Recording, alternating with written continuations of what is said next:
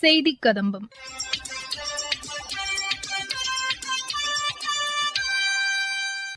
இன்றைய செய்திக் கதம்பத்தில் Paris 2024 Olympic போட்டி குறித்த சிறப்பு தொகுப்பு, சென்னையில் நடைபெற்ற இந்திய தொழில் கூட்டமைப்பின் மாநாட்டில் அதன் தமிழக பிரிவு தலைவர் திரு ஸ்ரீவத்ஸ்ராம் பங்கேற்று பேசிய உரை மற்றும் மத்திய அரசின் சமூக வலைதள பதிவுகள் உள்ளிட்டவை இடம்பெறுகின்றன. முதலில் பாரிஸ் 2024 ஒலிம்பிக் போட்டி குறித்த சிறப்பு தொகுப்பு. உலகின் மிகப்பெரிய விளையாட்டு திருவிழாவான ஒலிம்பிக் போட்டி பிரான்ஸ் தலைநகர் பாரிஸில் இன்று வண்ணமிகு கலை நிகழ்ச்சிகளுடன் தொடங்குகிறது. 4 ஆண்டுகளுக்கு ஒருமுறை இந்த ஒலிம்பிக் போட்டி நடத்தப்படுவது வழக்கமாகும். இது 33வது ஒலிம்பிக் தொடராகும். வரலாற்றில் முதன்முறையாக ஸ்டேடியத்திற்கு வெளியே இந்திய நேரப்படி இரவு 11 மணிக்கு தொடக்க விழா அணிவகுப்பு செயின் நதியின் ஆஸ்டர்லிட்ஸில் தொடங்கி ஈஃபில் கோபுரம் வரை 6 கிலோமீட்டர் தூரம் நடைபெறுகிறது. இந்த சிறப்பு அணிவகுப்பு விழாவில் 1924ஆம் ஆண்டு, அதாவது 100 ஆண்டுகளுக்கு முன்பு பிரான்ஸ் ஒலிம்பிக் போட்டியை நடத்தியதை நினைவு கூறும் வகையில் பாரிஸ் ஒலிம்பிக் 100ஆண்டு விழா கொண்டாட்டம் இடம்பெறுகிறது. 1900ஆவது ஆண்டு ஒலிம்பிக் போட்டியும் பாரிஸில் நடைபெற்றது குறிப்பிடத்தக்கது. லண்டனுக்கு பிறகு 3வது முறையாக ஒலிம்பிக் போட்டியை நடத்தும் 2வது நகரமாக பாரிஸ் இடம்பெற்றுள்ளது. செயின் நதியில் தொடங்கும் இந்த கண்கவர் அணிவகுப்பில் இந்தியாவின் 117 வீரர்கள் உட்பட 10,500க்கும் மேற்பட்டோர் பங்கேற்கின்றனர். 600 படகுகள் மூலம் ஊர்வலமாக அழைத்துச் செல்லப்படும் இந்த வீரர்களின் அணிவகுப்பில் ஒலிம்பிக்கின் தாயகமான கிரீஸ் முதலில் இடம்பெறுகிறது. இந்தியா 84வது நாடாக அணிவகுப்பில் பங்கேற்க உள்ளது. இதில் இந்திய வீரர்கள் நாட்டின் பாரம்பரிய உடையுடன் கலந்து கொள்கின்றனர். நமது வீரர்கள் சரத்கமல் மற்றும் PV சிந்து நமது நாட்டின் தேசிய கொடியை ஏந்திச் சென்று தேசத்திற்கு பெருமை சேர்க்கின்றனர். போட்டியை நடத்தும் பிரான்ஸ் இறுதியாக அணிவகுப்பு நிகழ்ச்சியை நடத்துகிறது. இப்போட்டியின் சிறப்புமிக்க ஒலிம்பிக் சுடர் கடந்த 14ஆம் தேதி பாரிஸ் நகரம் வந்தடைந்தது. செயின் நதியின் இரு மருங்கிலும் கூடியிருக்கும் பெருந்திரள் மக்களுக்கு உற்சாகமூட்டும் வகையில் கலை நிகழ்ச்சிகள், வான வேடிக்கைகள், அந்நாட்டு விமானப்படையின் வான் நிகழ்ச்சிகள், லேசர், ட்ரோன் ஆகியவற்றைக் கொண்டு ஒளிக்கற்றைகள் மூலம் நடத்தப்படும் கோலாகல நிகழ்ச்சிகள் நடைபெறுகின்றன. இந்த ஒலிம்பிக் போட்டியில் வழங்கப்படும் பதக்கங்கள் பாரிஸ் நகரத்தின் 240 ஆண்டுகள் பழமை வாய்ந்த நிறுவனத்தின் மூலம் பாரம்பரிய சின்னம் மற்றும் முத்திரையுடன் சிறப்புற வடிவமைக்கப்பட்டுள்ளன. ஒவ்வொரு பதக்கமும் ஈஃபில் கோபுரத்தின் அசல் வடிவத்துடனும் அசல் சிவப்பு நிறத்துடனும் தயாரிக்கப்பட்டுள்ளன. பதக்கங்களை தாங்கும் அதன் ரிப்பன்களும் அழகிய வேலைப்பாட்டுடன் அனைவரையும் கவரும் வகையில் தயாரிக்கப்பட்டுள்ளது. கடந்த கால பாரிஸ் ஒலிம்பிக் வரலாறு நமது நாட்டிற்கு சாதகமாகவே அமைந்துள்ளதை வரலாறுகள் எடுத்துக்காட்டுகின்றன. 1900ஆவது ஆண்டு பாரிஸ் ஒலிம்பிக்கில் நார்மன் பிரிச்சர்ட் 200 மீட்டர் ஓட்டம் மற்றும் தடை ஓட்டத்தில் வெள்ளிப் பதக்கங்களை வென்று இந்தியாவின் பதக்க கணக்கை தொடங்கி வைத்தது குறிப்பிடத்தக்கது. 1924ஆம் ஆண்டு பாரிஸ் ஒலிம்பிக்கில் உத்தரப்பிரதேசத்தின் Nora Pali track and field போட்டியில் பங்கேற்ற முதல் இந்திய பெண்ணாக பெருமை சேர்த்தார். 206 நாடுகள் பங்கேற்கும் இந்த மாபெரும் ஒலிம்பிக் திருவிழா அடுத்த மாதம் 11ஆம் தேதியுடன் நிறைவடைகிறது. கடந்த 10 ஆண்டுகளாக நாட்டின் விளையாட்டுத் துறையில் மேற்கொள்ளப்பட்ட பல்வேறு சீர்திருத்தங்கள் காரணமாக நமது விளையாட்டு வீரர்கள் அண்மை காலமாக வெற்றிகளை குவித்து வரும் நிலையில் ஒலிம்பிக் போட்டியின் பதக்கப் பட்டியலில் அதிக எண்ணிக்கையுடன் இடம்பெற்று இந்திய திருநாட்டின் பெருமைக்கு மேலும் மகுடம் சூட்டுவர் என்ற நம்பிக்கையுடன் காத்திருப்போம்.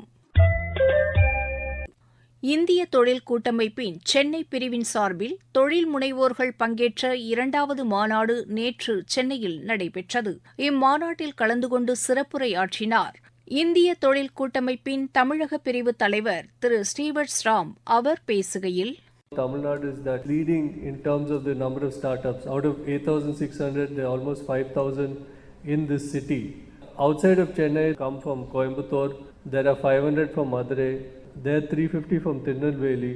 10 different towns and cities in Tamil Nadu that have startups that are registered with DPIT. It is a bit of a movement which is happening. And why Tamil Nadu, if you ask me, I think the education institutions, the number of engineering colleges that you have, the number of students that we're generating has also resulted in the number of startups that have come.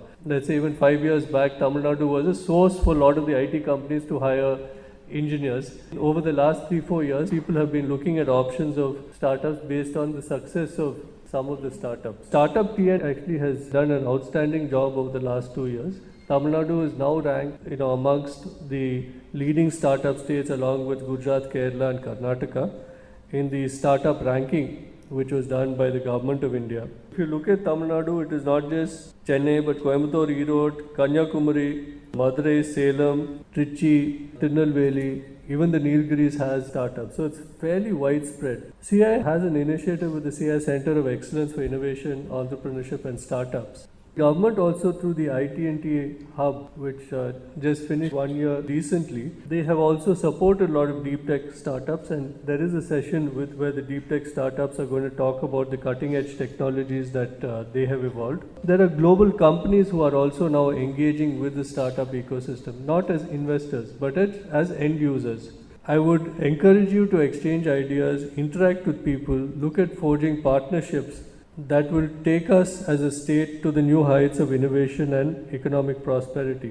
Let's harness the power of collaboration and nurture a vibrant startup ecosystem that drives not only local growth but positions our state as a global leader in terms of innovation and entrepreneurship. Let's seize the moment, ignite, change, inspire, innovate and shape the future ecosystem. Thoothukudi மாவட்டத்தில் பட்டதாரி இளம்பெண் நடுக்கடலுக்கு சென்று மீன்பிடி தொழிலில் ஈடுபட்டு வருவது குறித்து எமது செய்தியாளர் தரும் செய்தி தொகுப்பு. தூத்துக்குடி மாவட்டம் குலசேரப்பண்டத்தை அடுத்து உள்ள பெரியதாளை கிராமத்தில் 300க்கும் மேற்பட்ட மீனவர்கள் நாட்டுப்படகு மற்றும் ஃபைபர் படகுகள் மூலமாக மீன்பிடிக்கும் தொழிலை செய்து வருகின்றனர். குமார் என்ற மீனவரின் மகளான சுபிக்ஷா தூத்துக்குடியுள்ள கல்லூரியில் BA பட்டப்படிப்பை முடித்தார். அதன் பின்னர் தான் பிற பெண்களைப் போல் இல்லாமல் வித்தியாசமாக ஏதாவது செய்து சாதிக்க வேண்டும் என்று எண்ணியிருந்த அவர் தனது தந்தையோடு நாட்டுப்படகில் சென்று மீன்பிடிக்கும் தொழிலில் ஈடுபட முடிவு செய்தார். எல்லாருமே ஏதாவது வேலைக்கு போகணும், அப்பாவோட அடுத்த லெவலில் போகணும் அந்த மாதிரி நினைப்பாங்க. ஸோ நீங்க கடலுக்கு போறீங்க, இதை பத்தி என்ன நினைக்கிறீங்க? பொம்பளை பிள்ளைனா நீ கல்யாணம் பண்ணணும், வேலைக்கு போகணும் அப்படின்னு இருக்காங்க. ஆனா நான் நினைக்கிறது அப்படி கிடையாது. ஆம்பளையால மட்டும்தான் சாதிக்க முடியும் அப்படிலாம் கிடையாது, பெண்ணும் சாதிக்கலாம். பொதுவா சொல்றேன், பெண்கள் நீங்க உங்க மனசுல என்ன ஆசை இருக்கு, உங்களுக்கு என்ன எய்ம் இருக்கு, என்ன ட்ரீம் இருக்கு, உங்களுக்கு என்ன திறமை இருக்கோ அதை நோக்கி நீங்க பயணிச்சுன்னா நல்லா இருக்கும். மத்திய அரசின் சமூக வலைதள பதிவுகள்.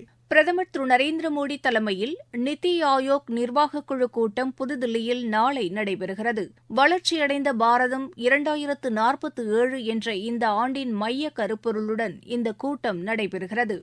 கடினமான தட்பவெட்ப நிலையையும் பொருட்படுத்தாமல் கார்கில் போரின் வெற்றிக்கு வழிவகுத்த நமது நாட்டு படை வீரர்களின் துணிச்சல் மிக்க வீரத்திற்கும் அர்ப்பணிப்பிற்கும் மாநிலங்களவை வணக்கம் செலுத்துவதாக குடியரசு துணைத் தலைவர் திரு ஜெக்தீப் தங்கர் தெரிவித்துள்ளார்.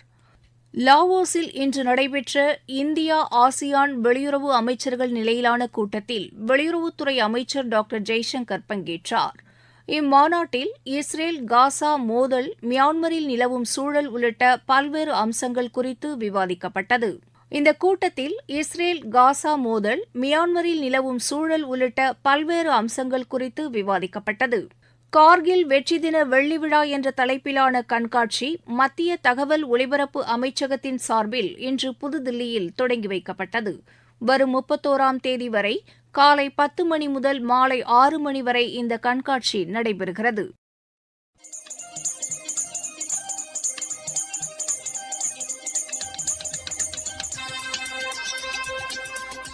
இத்துடன் இன்றைய செய்திக் கதம்பம் நிறைவு பெறுகிறது.